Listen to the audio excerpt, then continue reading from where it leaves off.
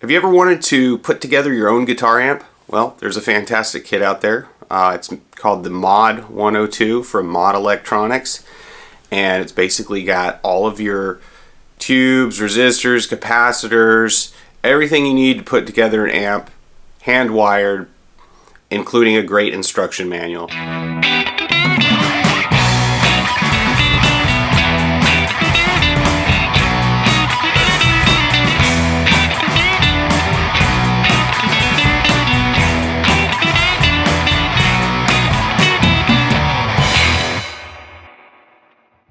So in this video, I'm going to be going through, it's going to be a long video, so you're going to get to see the entire process of putting together the amp.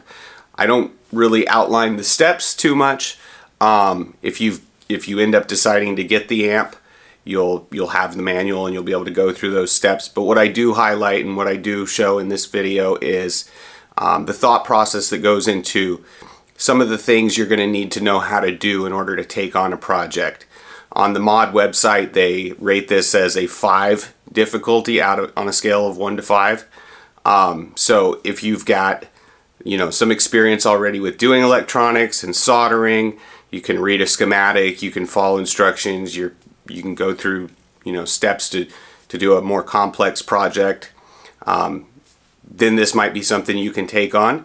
And this video should give you some insight into what that process looks like. Towards the end of the video, I'll give you some sound samples of the completed amp. I didn't have any issues when in my build that I wasn't able to work out during the build. So the first time I fired it up and turned it on, it worked great.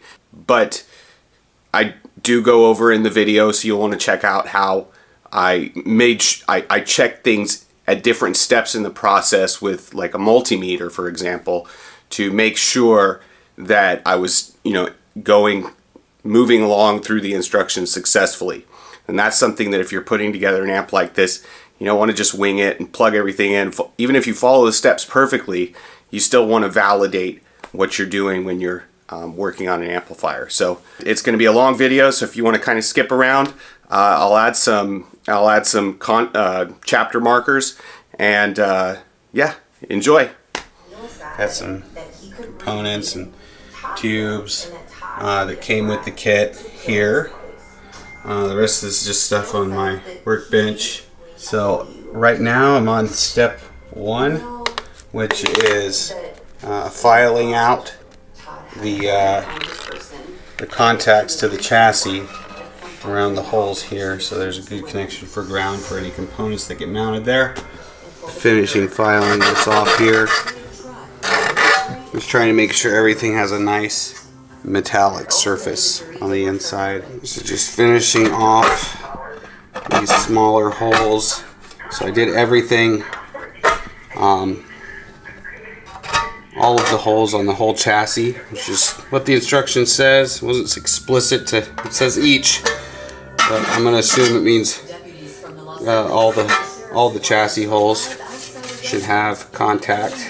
The only place I didn't do filing was these side ones, because these are not for the electrical components. These are for the handles that'll end up going right there. Those ones probably not needed for neither of the screw points for the cover, but every other hole on the chassis I filed out. Okay. So there's that side. I'm going to have to still go back and get those holes. Get the alignment of the sticker. It pretty much covers the whole chassis, or the front, that whole face. Couple millimeters of border. The tube socket's going to go on the top of the chassis. This is V1. This is V2. Both the tube sockets are the same. They're both 9 pins. It was a little tricky to get the screws in this, but it's all set now, so you can see pins 1 and 9 at the front. Okay, like that. Screws on top, and that's on bottom. Okay, so now I got that second tube socket down. This is V2, and the pins 1 and 9 are facing to the, I guess you'd say, the left side of the top. We got the handles on here now. Alright, Alright, so we got here the 269EX power transformer, and the box has the description of how the center tap voltages are. So we got 115, and there's also 125, which is a gray wire on the primary winding. We're going to be clipping off the gray wire, it's not needed, and then we've got 380 volts and looks like 6.3 volts for the heater. So we're going to try to get this gray wire here as far down as we can so that it's not contacting the chassis or anything. Here it goes, it's like snipping a bomb. Is this the right wire? Alright. Got it pretty far down there. Okay. So we're going to pull, I twisted the green wire up, not sure if that matters, but and then the other power wires, just going to kind of pull through in a bundle, and it mounts right over the holes, like that. On May 10th, 2013, Lenny Paul Tracy. Alright, so I got the power transformer on, and now I'm mounting the output transformer, which is this little smaller guy. It's got one side with red and blue wires and one side with green and black wires. I'm just going to follow the drawing in terms of where to mount them. There's the red and the blue wires on the side you're looking at. And I just really want to tighten these screws down just because these transformers are heavier. Also, these are using the bigger screws. The little tiny screws are used for the tube sockets. So you'll see the smaller screws in the bag. There's 4 of them. Alright, so I've got the transformers mounted. You can see here the color of the wiring. We got the red and blue coming out here. We got the green and black coming out here. We got the 2 green wires from the power transformer for the filament heater right there. And we got the rest of the power wires. Alright, so I'm going to mount the jewel and some of the other components now to the front. I'm going to take this that nut off of this part here. Alright, just this part goes on the outside, and then I'm going to put that on the inside right here, and I got to put the nut back. I got it like this so that the solder joints or solder leads right there are coming towards the bottom. So I just realized I forgot to cut out a hole for the input jack there, so I just did that now. And I got the lamp installed. The 1 meg's the volume pot, and it says in the guide it's these little tabs here. There's a tab right here. It prevents you from mounting it flush to the chassis. It says in the guide to bend these back. So I'm going to use some needle nose pliers and bend that back. It also mentions in the guide to spray contact cleaner in here, but these are nice smooth volume pots. They're alpha, and they're nice and smooth, so I'm not going to mess them up by putting contact cleaner in there at all, because that'll probably make them kind of rough. So they feel nice, they look like good pots. I'm just going to keep them and install them like that. So I've got the on-off switch and the pots on the front in there. It says the terminals for the on-off switch face up towards the top of the chassis, probably so that the on versus off action is correct. And the input jack, according to the picture, is going to be, you got 2 of them in the kit. One has 3 contacts, one has 2. We want the one with the 3 contacts for the input jack. We still got to do all the little terminal strips that come with the kit. Okay, so we've got all of the terminal strips mounted in there, like the drawing. I think the next steps are going to be putting some of the electrical components inside. Alright, so before I continue, remember earlier we filed out all of the holes in the chassis so that they had good electrical contacts not covered with paint. And so what I want to do here is I want to check using multimeter that there's continuity between all of the parts mounted to the chassis. So this one to another one that's mounted directly to the chassis goes to 0. That's good. That means there's no resistance, so there's continuity. I'm going to check all the other screws that are mounted directly to the chassis.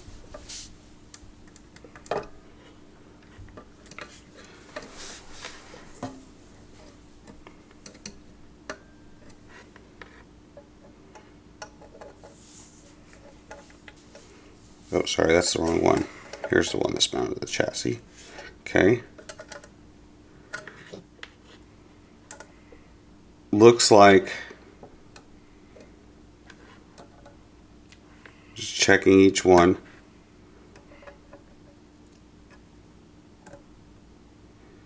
Everything looks pretty good. Okay, so the fuse, I don't expect that to, because that fuse has a plastic housing. Doesn't look like my tube sockets have continuity. Not sure if the tube sockets really matter anyway. They're ceramic.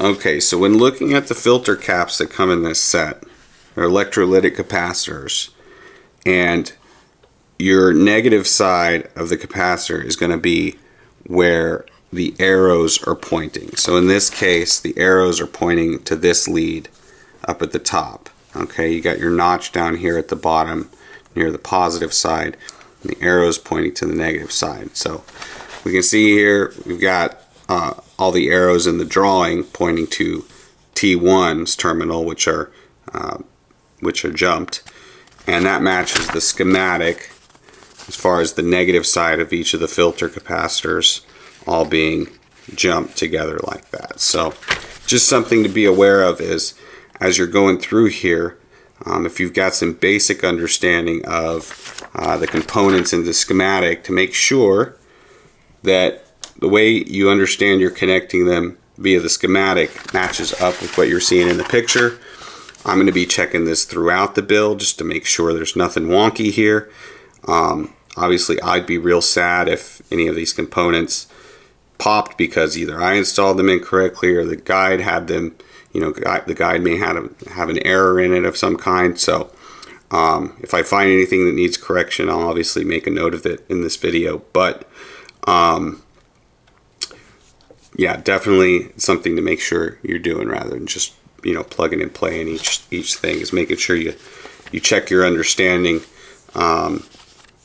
against the drawing and the schematic. So that checks out. So I'm going to be moving forward with installing the filter caps and the rectifier circuit that is attached on these two terminal strips.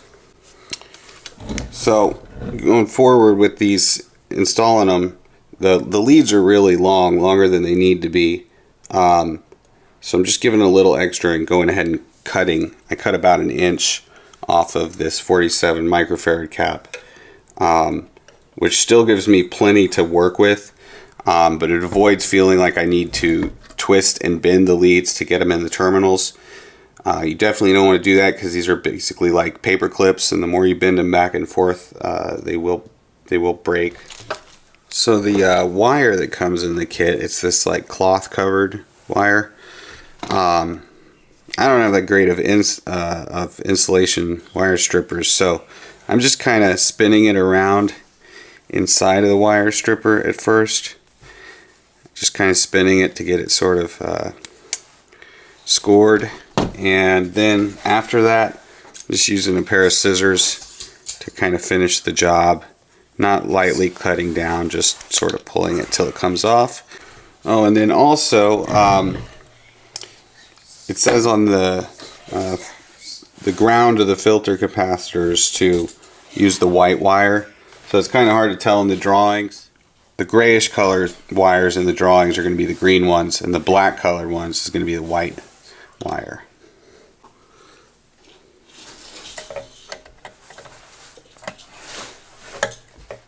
I'm trying to get these wires in here sort of snug around there, so when I go to solder them, there's some tension in place, so they don't move around too much. And just so I can see the component markings on the capacitors, I'm trying to kind of face them forward, but I got them all twisted in place. proceed here to begin soldering this section of the power circuit.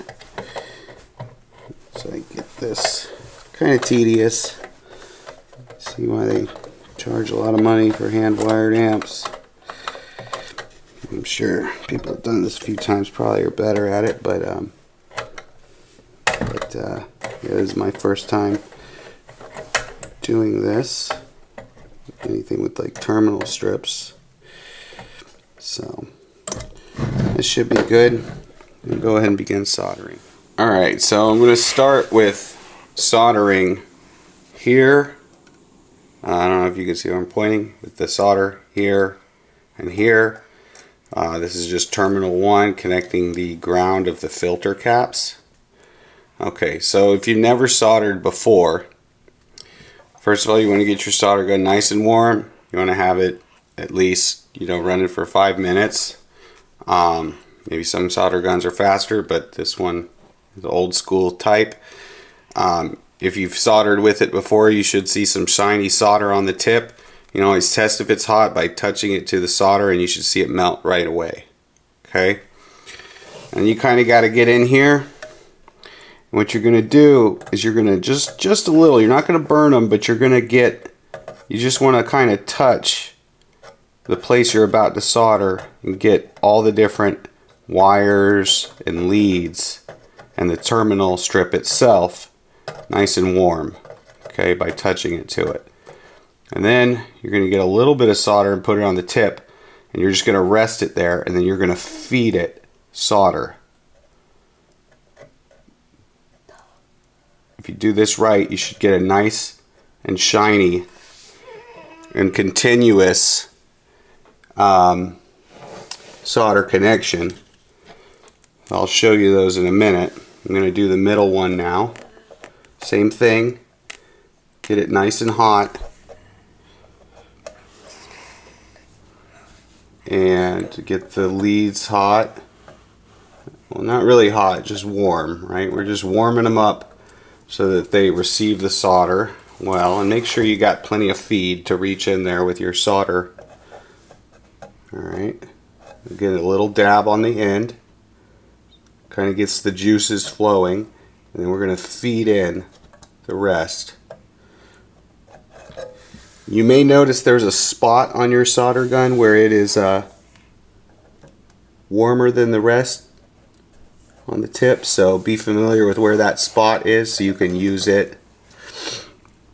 Alright, now I'm moving on to the next one, and this cloth wire may get too hot and burn, so be careful not to overexpose the cloth wire to the heat. Alright, again we're going to get a little bit on the tip, just a dab, and we're going to feed it. I don't think I got that wire, that last wire. Let's see, I'm going to try wiggling it. Okay, yeah, it's still moving, so that's not good. I got to get more solder in there basically. I'm going to try to push the cloth away so I have more room. I'm just going to go right for that wire. Same thing on the middle strip, although I need to feed out some more wire here.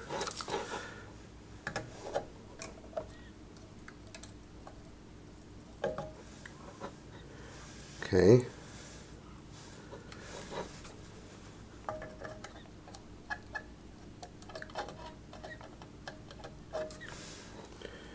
Okay, hopefully that's good. I see this other wire looks like it's not quite gotten a good connection either. Keep feeding it in till it just fills up. Maybe get some on the side.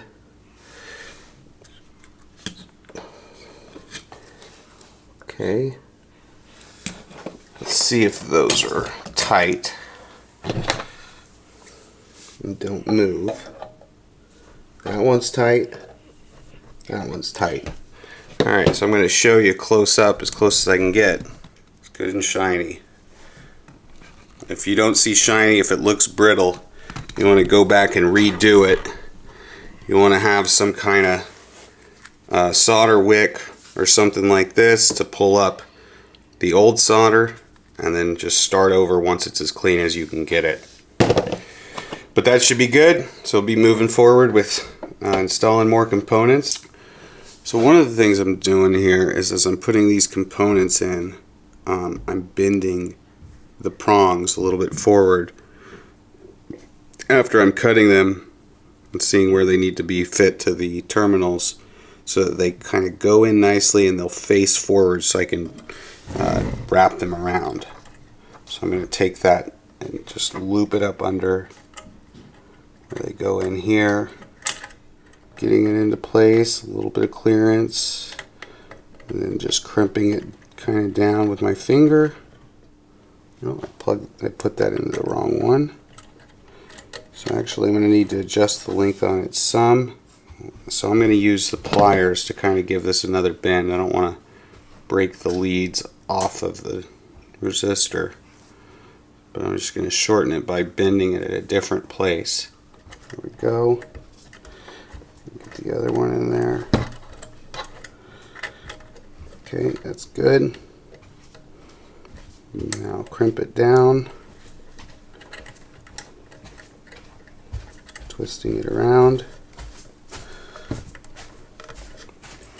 Okay, so we have most of the power circuit done, except we don't have the transformer wiring soldered to the terminals yet. We've got it all soldered. I'm going to do a continuity test because if we're looking at the schematic, we want to make sure that all of these grounds are indeed connected. And you can see that the capacitor sides of the ground connect up to terminal 1. But the resistor, that 220K resistor right there, connects right here. So we want to make sure that we have continuity between these two chassis ground points. Yep, looks good. All right, so I'm going to end up bending the pot leads down some, just so that they're easier to get to with the soldering iron. So I'm just going to bend them down just a hair, and that should be good. Alright, so next we're going to be wiring up the first the base pot with the 0.047 microfarad capacitor there, 6.8K resistor to ground, and the 0.1 microfarad capacitor there. Alright, so something else I noticed here in the guide is for the capacitors that go in the tone circuit, they say 0.022 microfarad, 0.047 microfarad, 0.1 microfarad. But the parts that come in the kit are marked differently. This one, you can see it says 473K on it. Now, it says here in the guide, alternate capacitance code 473K, which kind of worries me a little bit, just because 473K would be 0.47, not 0.047. Now, with the case of the 104.1 microfarad, that value makes sense in terms of assuming that K is kilofarads. I'm guessing maybe that's not what the K means. I'm, to be honest, not 100% sure. At least since it says the alternate capacitance code, that gives me some confidence I'm not just winging it with the closest value. Okay, so I've gotten the tone circuit wired up. You can see it up there near the pots. The next thing I'm going to do, I started wiring some of the resistors around the tube sockets, but a lot of the rest of this has some wiring, where I'm going to actually have to go ahead and get some wires ready. So I'm going to get the wires ready next, because a lot of these, like as soon as you get them in kind of a good spot, if you want it to look clean, you want to be able to get everything in there and solder one terminal lead or one of these points at a time.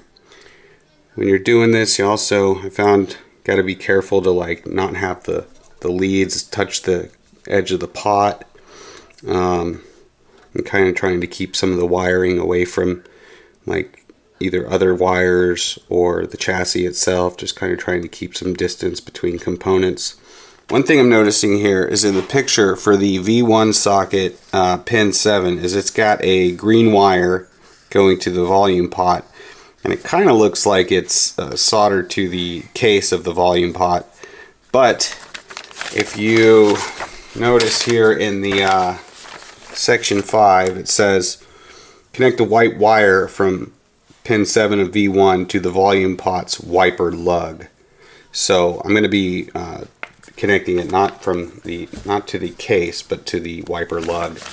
But that is pretty hard to tell. I'm not sure if that's an error here or not, but it's hard to see that anything is actually from this wire here going to that wiper lug. So we'll see, and we're just going to follow the verbal instructions. It may be a good idea to get one of these solder suckers, just in case you have to take some solder back off. But right now, I'm seeing that one of the resistors in here, wired on the input jack, that I messed up and did not leave room for the lead that needs to go in it from the valve. Alright, that should be good. One suck of that gets the solder right out.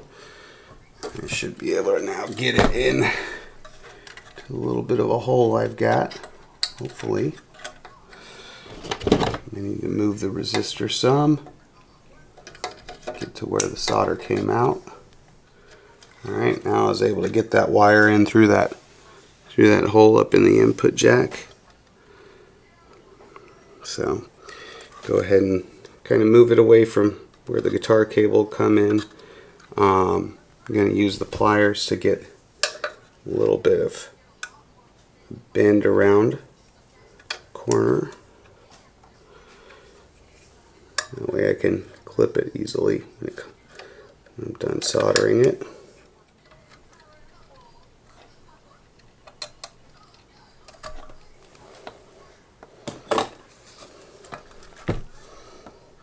I think that did it. So you want to make sure you're not getting any globs or anything. I'm going to just, maybe not. I'm not going to get any pliers in there to cut that, but I'm just going to crimp it so it's not visible and it's out of the way of the guitar cable coming through the jack. Alright, I'm soldering the components to terminal 4. Get them all positioned. I'm just going to warm it up and feed some solder in. There we go. That's what we got right now. Again, checking the schematics, making sure all of it makes sense. So this capacitor goes to ground. You see the ground right there where that nut is. One of the things I realize I'm going to need to do is on the tube socket, I've got pin 7 kind of crossing where it's not insulated from where I need to mount some components to pin 8. I'm going to have to move that. May have to desolder it. Hopefully I can just kind of gently nudge it out of the way. I'm going to have to get definitely enough clearance away from the resistor and capacitor leads that I'm going to have to mount there. I may need to loosen up the solder so I can kind of move it away from it. I was worried about this contact in the middle, but I don't think that actually is going to connect to anything. Let's see if I can just move it by loosening. Okay, let the solder harden. Alright, now I might have enough space to move around it. I'm just going to have to be real careful around these pins to make sure that I don't cross the streams, right? Don't cross the streams. So, alright, so I'm going to do a trick I've been using where I try to put just a dab of solder on a connection real quick to just sort of hold it into place for me. Ooh, I got hot quick. but it did give it a little more stability. Let's see if I can further do that. Oh shit, now it dropped in. That's okay. If it drops in like that, we'll just grab the component and gently with some, there we go.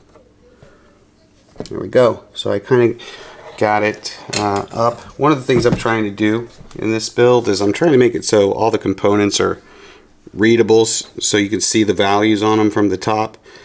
So yeah, I got that one sitting where I need it to go. It's out of the way of pin 7. I'm gonna have to still get in there to solder pin 8, and also I want to move that resistor a little bit now that it's somewhat secure as well. I want to want it to still be visible, but out of the way. So that looks pretty good. So I'm going to go ahead and solder this capacitor and resistor up in the terminal. Alright, so I'm going to start with the tube socket. I kind of have to, let's see, maybe I'll get in from this side, warm it up, just hold the solder gun there, and then I'm going to feed it in. Okay, should be good. Kind of moved there at the end, but it should be good.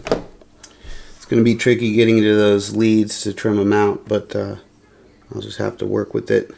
Alright, I'm going to try to do this without upsetting everything, but that last solder joint I did should help this from, even if it gets loose, from moving around. So it's a little more stable from the top. Alright, let's see, I'm just kind of looking into it, make sure everywhere where there's a component that it's got a 360 degree solder joint around it. Again, not trying to glob it, right? You want to be careful to not, I mean, it may take some practice if you haven't soldered before to kind of get that, knowing your solder iron and knowing its sweet spot. And so, you know, if it helps to practice on some other components or circuits where you can, you know, take things and melt them and fry them and resolder things over and over, it's probably a good idea.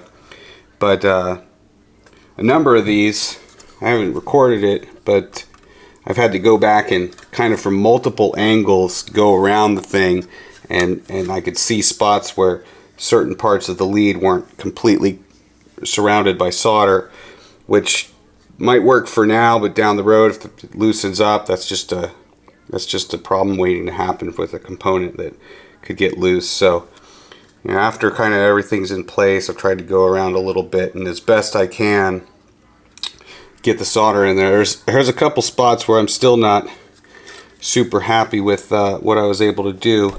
Part of it is the transformer weight. I may need to get some way I can like hold this down. Matter of fact, I'm going to try to do this now by holding this right here. This is one of the joints that yeah, just sometimes even gravity can help.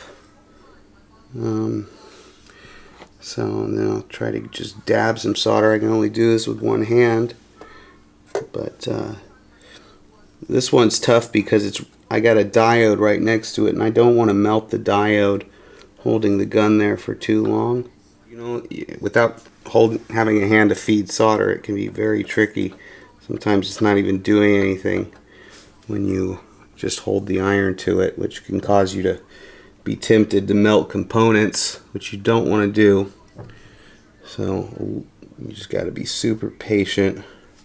It's better than it was. It didn't melt the diode. I'm going to kind of go with that for now. Here's where I was working, was right there. I don't know if you can see it, but there's the other side of this terminal right there where the resistor and the diodes meet. And on the bottom side of it just didn't have good contact. Alright, so I clipped pin 8's leads, and I've got a good amount of clearance now from pin 7 and 9. just going to go ahead and, now that I got those leads sorted out, I'm going to just do a little bit more solder around the edge of the leads. And here's what it looks like up close. So V1, pin 7, 8, 9 in the wiring. Get all the leads out of there. Alright, so here's where we're at now. Yeah, it was tricky getting the tube socket pins all good.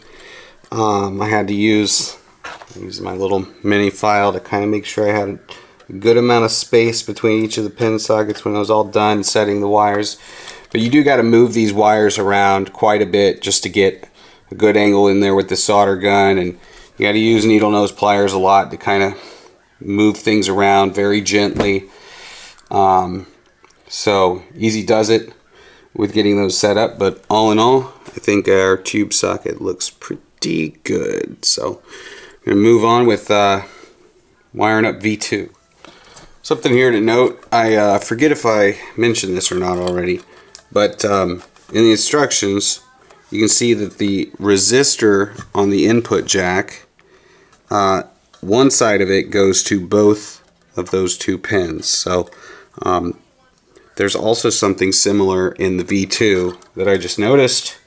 So pay special attention if you see something like this where the wire goes between two pins. In this case, it's hard to tell, is it both the resistor and the capacitor, or just one or the other? So it says step 4, connect the 200 ohm resistor to V2 pin 3, but do not solder connection yet. And then it says connect the 100 microfarad capacitor with negative end to both pin 3 and pin 4. So in this case, we want to have the capacitor go to both pin 3 and 4, but not the resistor. It's just something you'll definitely want to pay attention to, is little details like that. Alright, anytime I see something a little screwy in the drawing, I just make sure I double check the steps and they're a little more clear. So far though, the wiring guide and all the drawings have been really great and helpful, so I haven't had any issues yet. On the V2 wiring, there's another opportunity to, in addition to checking the text, checking the schematic here. So if we want to verify that, we've got V2 right here. We got our 200 ohm resistor right here, and where's the capacitor? Where'd you go? Oh, I've already got them on there. The capacitor, those are both connected to ground on one end in parallel, and then, you know, I don't actually see pin 4 on the, yeah, that's interesting. Okay, so pin 4 doesn't appear to be in the schematic. I'm not sure exactly why they suggest doing that, but we're just going to go with what it said in the instructions. So, but otherwise, other than the pin 3-4 piece, they're in parallel. And in fact, since one of them's jumping pin 3 and 4, they're technically both connected to pin 3 and 4 anyway. So this capacitor and resistor on V2 are really tricky to try to weave through those two pins. So I've got a file stuck into pin 4 to kind of wedge it in there, trying to weave them through the best I can, but yeah, that's pretty tricky. So I've got them right where I need them. See if I can get some solder on here.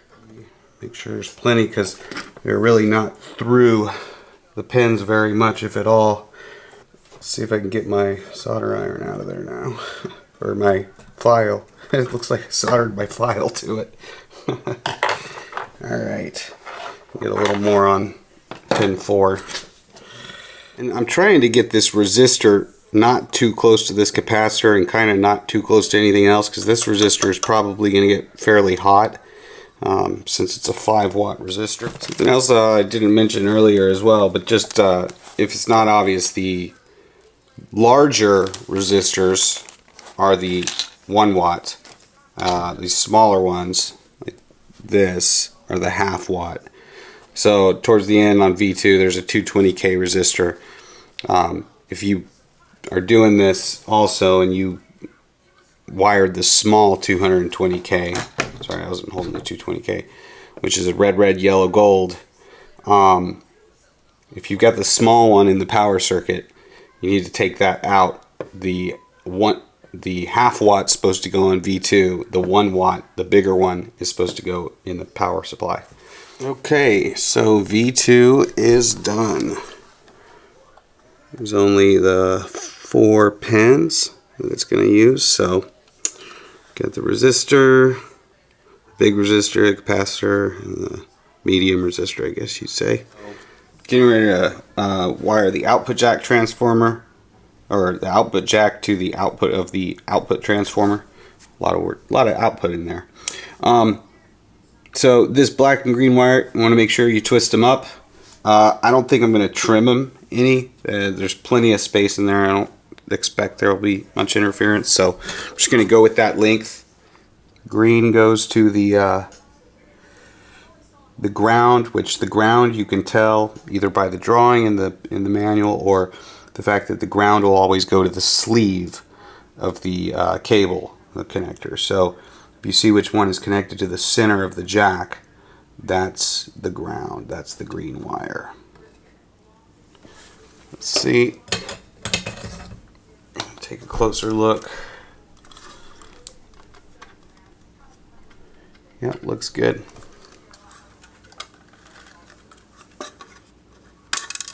Found the little solder balls. You drop any, they kind of stick to the case pretty good, so make sure you knock any of those out so they don't end up floating around inside your amp. So now we're moving on to TR1. That's the power transformer. Connect the black wire from transformer 1 to the fuse holder's outer solder lug.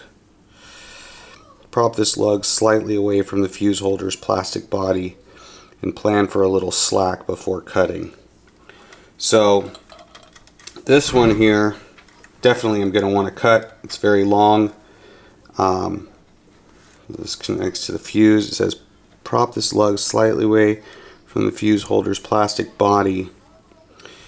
Let's see, can I bend it out? Yeah, it looks like I can. Okay, so I was able to bend this fuse, bend that right there out some. It was flush against there, but that's much better not having it right next to the plastic. See if I can get this in my, maybe I should have given it some more slack. I'm just going to gently try to work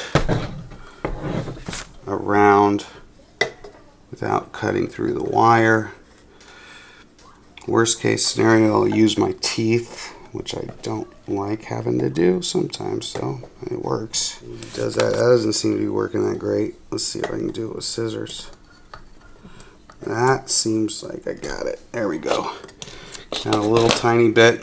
Alright, so black wire to the fuse outer solder lug. So I'm just going to put that guy right through there and kind of flatten it over the top. And then I'm going to solder it to it. Okay, heat it up a little bit real quick since it's plastic. Okay, that looks pretty good. Alright, so it says install the grommet with the 1/4 inch center and rear chassis hole. Gently insert the power cord through this grommet hole until at least 18 inches are through. Wow, that's a lot of... Alright, we'll go for it. Through. Tie a knot at the end of the cord. Ah, that's why it wants us to give it some extra, so we can tie a knot to prevent damage to the internals. I'll tie a knot at the end of the cord so that an inch of black outside insulation extends past the knot. Pull the knot as tight as possible by hand. So I did end up having to flip over. I didn't have to totally remove it, but I did have to flip over the power switch. So I got the terminals there. It's a little unclear if it matters at all which lead well, it's a little unclear which lead to wire the transformer's white wire and the power cable's white wire to on the power switch. However, I'm just going to do a continuity test real quick to check if there's really any difference. So I expect when it's open, when the switch is in the off position, there'll be infinite resistance and zero resistance when it's in the other position. And that's exactly what I see. Sorry, I got the multimeter out of view, but yeah, when it's in the on position, there's no resistance, so it really should not matter one bit which wire you actually wire it to. I had forgot to leave a little room in one of these lugs, so I ended up having to wire this red wire from the output transformer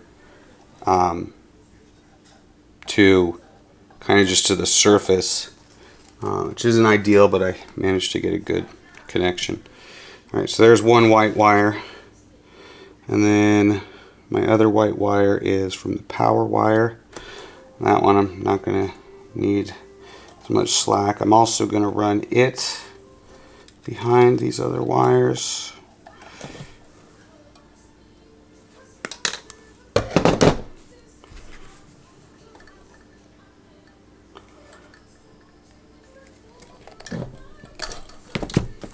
Now those two should be good to solder.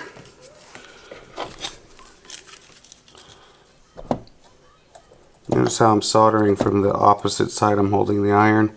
That's usually a good way to do it if you can, because you know if the solder is melting from the opposite side that you're applying the solder to, that the entire thing you're heating up is nice and warm, which is what you want for a good solder joint. Sometimes, by the way, it's a good idea with these bare threaded wires. Just give them a little solder on them, so they'll kind of, it'll absorb it. It'll kind of turn silver. This will help it stay together when you're trying to push it through. Doing the fuse holder right now. And this might take longer to warm up because it's a thicker post on the fuse holder. Didn't get enough solder on there. Or it's still just very warm. Oh, that's what it is. It just stayed warmer longer. It finally cooled off and froze in place. Got the green wire from the power cord, and then the red and yellow wire, that one with the yellow stripe from the transformer, to lug 1 on this terminal. That's the ground. So this is the ground of the home, and this is the center tap for the power transformer. So these two red ones, this is the hot voltage from the power transformer. It's going to go to the anode sides of the diodes, and wire that up right now. Oh, one of the things I forgot to mention is this thing that goes on top of the EL84 V2 socket. I took it off. I mean, I'm obviously going to put it back on when I'm all done, but this thing was just getting thrashed under the bottom, so that's probably a good idea to take it off. Alright, so I've got the power wires, transformer wires all done. I'm going to have to go through and now the last step basically is going to be the tube power supply wires run to the tube sockets, and the filament wires that'll also run to the tube sockets. These last connections are basically going to connect the power supply down here to the amplifier circuit. So you got B1 and B2. B2 goes to the tubes. So you can see this is the 12AX7 here. It's split into two, right? So this is V1 and V1. It's just it's like there's two preamps in there, and then V2. So B2 needs to go to pin 9 and pin 1 and 6 for the 12AX7. So I'm just checking to make sure that what I'm going to wire from the description matches the schematic. In terms of the schematic, so at the end of the power supply we got B2. That's the last one that drops over this 22K resistor. 178 volts is what it is. We can say B2 up here. We can see B2, where is it? Right here. Alright, so the first B2 goes through a 100K resistor to both pin 1 and pin 6 of V1. And then B2 also goes through a 1K resistor to pin 9 of V2. So here's how that's actually happening inside of this circuit here. So right here is B2. This isn't powered on, so don't worry. B2's right here. It jumps over to this terminal, which then connects to the next post next to it, which is jumped over to pin 1 of V1. So that right there is this 100K resistors right here. And then it's jumped. Alright, and then our second 100K resistor is going to be, so now it's jumping also this way to this terminal, and I'm going to kind of switch gears and show that what's immediately obvious is this big 1 watt resistor going to pin 9. So that's for V2 right here. And then this is also jumped over here, which here's your 1K resistor that's then jumped to pin, looks like in here that will be pin 6, which is what we see here, pin 6. So it all looks good. Just checking to make sure that what I'm doing following the drawings matches the schematic. So here's B1. B1 goes from the red of the output transformer to just before the 22K resistor. So here's the red output transformer wire. As you can see, that goes to the terminal that's right before this 22K ohm resistor under the or above the filter caps. So that also checks out. Now it's just to do the filament wiring. By the way, I just noticed that the instructions say use white wire for the power, the tube powers. I used green.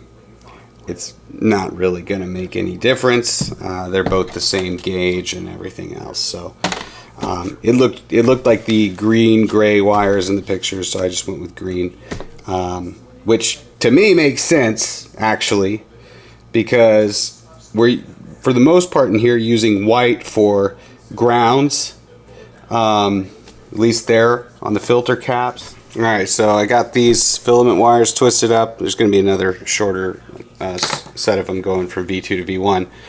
But I'm going to have to suck some solder out of pin 4 V2 because I need a hole to put this filament wire in. So I'm going to get it hot and then suck it. Yeah, not enough. Let's try again. There we go. Going with white wire for the filament, even though it says to use green, just because I already used green for the tube power. So the filament's going to get the white wire. One thing to point out though is that when we're taking these jumps from pins 4 and 5 of V2, they're going to go to, one of the wires is going to go to pin 4 and 5 of V1, and the other one's going to go to pin 9. So we're going to kind of have to do one of those things here where we basically, take this and put it through both 4 and 5. Okay, so I got all the wiring done. All the filament wiring's in there. Pretty sure it's all done. It was a little tricky. I took a couple liberties where one of the filament wires, rather than trying to get it in 4, which is already really busy, I just used pin 3 because pin 3 is jumped to pin 4 already. What I want to do now is I want to go through and check for short circuits. So I'm going to check for short circuits at the AC input. I'm going to check for short circuits at the DC output. I'm going to check for short circuits on the speaker output as well. Just want to make sure at all these points there's no short circuits, which a short circuit would be zero resistance. So for example, here we're going to take the power wire, the white and the green, and make sure there's no short circuit with them, which I think right here. So there's the green is the ground. I think it's good. Okay, now on the output, that would be B2 or B1, which is right here and right here, against the chassis ground. Make sure there's no short circuit, but that's good. No short there. And then across the output. So here we do have what may be a short or may just be the impedance of the amp. So here at the output there is a short somehow, or it's kind of oscillating through. So that output is coming from the output of the power transformer, unless there's a short inside the transformer, which I doubt. I'm just going to check the input to the power transformer, which is the blue wire and the red wire, which is right here. So there's 222 ohms of resistance there, so that's good. So no shorts. I don't think there's a short. This is just the output transformer winding, which has an impedance, but let's see. I really don't think it's shorted. I mean, there's not really many places for that to be shorted, so that's probably okay. Alright, so with all that checked out and all the visual inspections I've done so far going through it, I think it's going to be safe to plug in. Make sure we don't see smoke. I'm going to make sure we have it hooked up to a cab. So I'm going to go ahead and get a guitar, get a cab. Okay, so the last things are going to be put the fuse in, if you haven't already, into the fuse holder, and put the tubes in. So V1 is going to be the 12AX7, which is the one closest to the front of the amp. If it says EC83, that's fine, that's a 12AX7. And then the EL84 is what goes in the back. So just gently, snugly push it in. I'm going to have to get this holder thing kind of straightened out because it got all wonky. Okay, there we go. So the L84 is the taller, skinnier tube. And this guy's going to be the power tube. Alright, you just line up the pins will have a gap in them, so that goes where the gap in the socket is. Can't mess it up really unless you just force it without even looking. Clip it in place. Moment of truth. I'm going to go ahead and plug it into a guitar, and then I'll leave the power in the off position. I've got this little 8-inch orange cab, so it's perfect for this. You know, make sure you have an 8-ohm speaker, whatever you plug it into. Make sure it's plugged in, and plug in the power. Okay, no smoke yet. Let's see what happens when we turn it on. We got a light. We'll let the tubes warm up. I see the EL84 starting to glow. Oh, there we go. yeah? We got sound.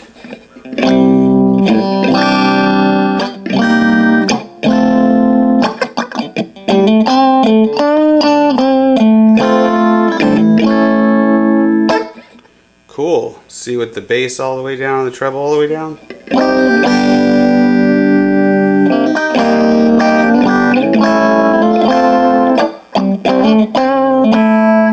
With the treble all the way up.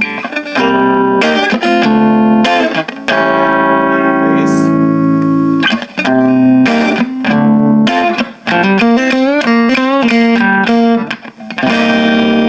See if we can get some overdrive.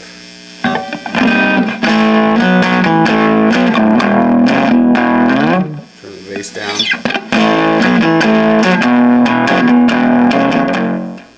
Cool. So I'm going to now put it together and put the feet on, close up the cab. Okay, so one of the things I did with this amp is I ordered some kind of bigger feet than it comes with. They're called Sound Addicted feet, and they're about as thick as a finger, maybe a little more, because I needed them to get over the height of the cab I got, because I want to set it on the top of that cab. So you can order those on Amazon along with the orange cab, and basically I'm just going to figure out where these feet need to go on here so that I can set them on the amp. So here it is. It's all done.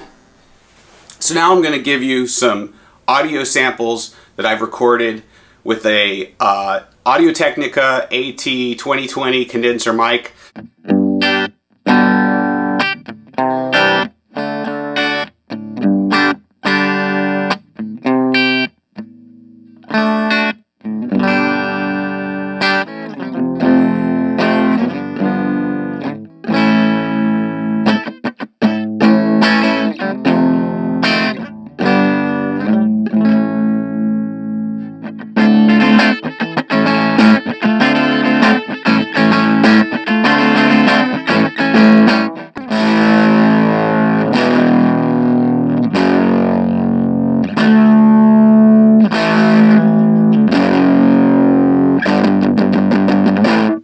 So if you made it this far to the end of the video, thanks for watching.